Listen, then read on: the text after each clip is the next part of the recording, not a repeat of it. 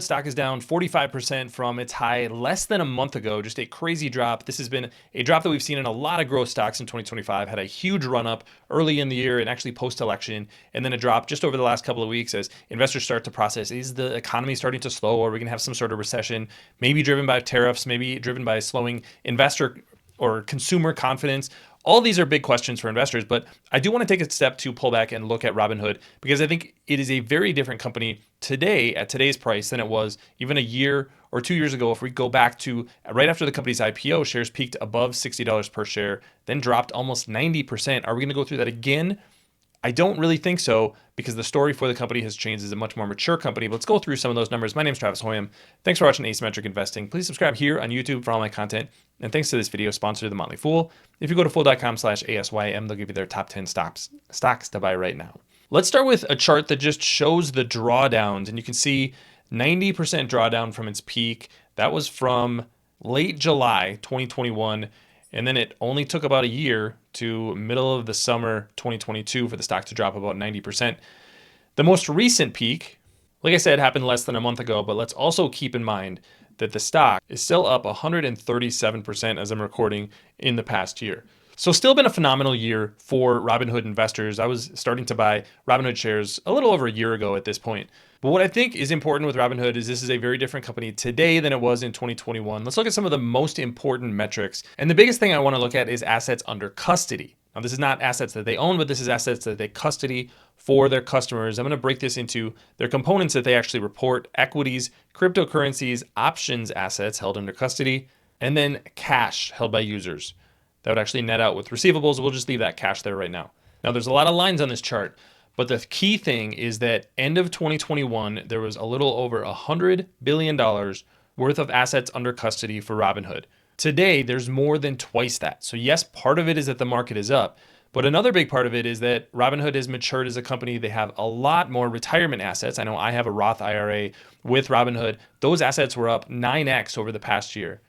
So not only a huge number of increases in the number of accounts, but also in the amount of assets in each one of those accounts. So this is just a real maturing of the company. And that's, I think, the biggest piece that we need to keep in mind.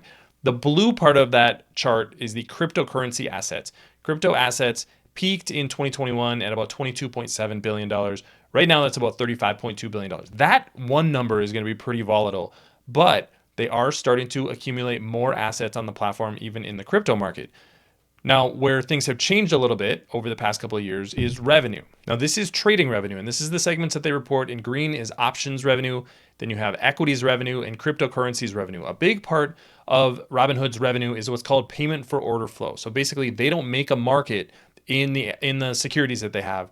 They actually work with other companies, particularly large hedge funds, that are going to make a market in any of those equities. That's why when you go and you make a trade on Robinhood, it doesn't cost you anything to make that trade. But someone is making money on that trade because they're selling at one price and they're buying at another price, and they're doing this by the microsecond. So they're doing this thousands or millions of times every single day. That's how those funds make money. Some of their revenue comes back to Robinhood in payment for order flow. So that's how they make money. More volume of trades, the more revenue that they're going to make. So what's interesting about this chart is that you see revenue, $1.4 billion in 2021. In 2024, despite the fact that there was a lot more assets under custody, revenue was only $1.56 billion. So only a small increase in revenue. That's partly because the average user on Robinhood is trading less than they were 3 years ago. That may sound bad, but long term, that's actually good. And it's for this reason. Robinhood is making significantly more money on non-trading revenue. So in green, we see net interest revenue. So this is going to be things like interest on margin accounts. It's going to be interest on credit card balances. Interest revenue, 2021, $413 million. Sorry, interest revenue is $256 million. In the past year, $1.1 billion. So about a fourfold increase in interest revenue over that period of time. In blue, you have other product revenue. That was $157 million. Now that's up to $195 million. One of the things that I really like about Robinhood, and I think really differentiates the company, is actually the Robinhood Gold product. Robinhood Gold is a monthly subscription that you pay for. Costs about $50 per year or $5 a month. For that, you get a bunch of benefits like deposit bonuses if you're putting money into either your individual account or your Roth account. I have a 3% back credit card that pulls more assets onto the platform and more transactions onto the platform.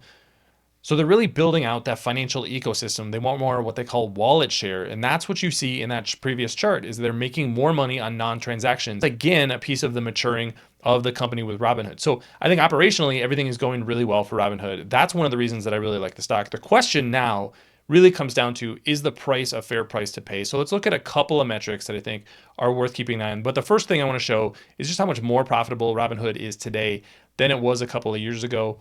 These are all trailing 12-month numbers, but here you have revenue, net income, and free cash flow. So you can see that Robinhood has gotten much more efficient as a business, generating much more net income and positive free cash flow. That blue line is really the big one that we see a huge improvement. Free cash flow is going to be a little bit all over the place depending on where they're investing their money.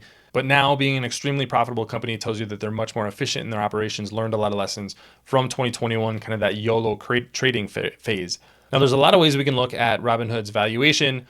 One of them I'm going to start with is the price to earnings multiple. You can see that PE multiple right now is about 25.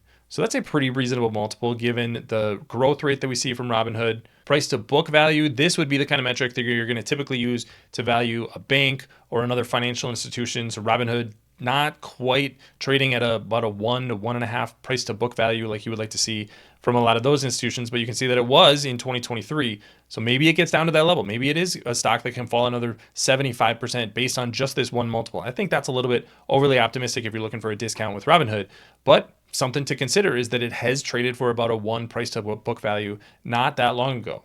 So based on this, it looks a little bit more expensive. The final one I want to look at is price to sales. Price to sales multiple is about 11 right now. So what that's telling you, this is a company that does have a lot of growth already priced into the stock. It is a growth company. It's attracting assets, those assets under custody at a really rapid rate. I think that is really phenomenal for the company's operations. We've seen margins improve. So there's been a lot of tailwinds operationally over the past, let's say 12 to 18 months, but that has now been priced into the stock. So is this a stock that I'm buying today? Probably not. This is probably a little bit too expensive for Robinhood. I do already have a position, so I'm definitely holding on to that. This is not a stock that I'm going to sell right now, but I wouldn't be surprised if the market does go south, if we see Robinhood stock pull back pretty significantly. A 50% drop even from here probably isn't out of the question. Even a 75% drop, that would get you to that 1 price to book value. Now, if we get to a 1 price to book value for Robinhood, that's when I think you start to think about backing the truck up for a stock like this.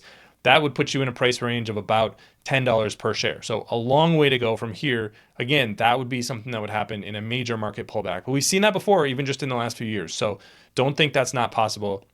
Hopefully this was helpful in sort of putting Robinhood's operations and valuation into perspective.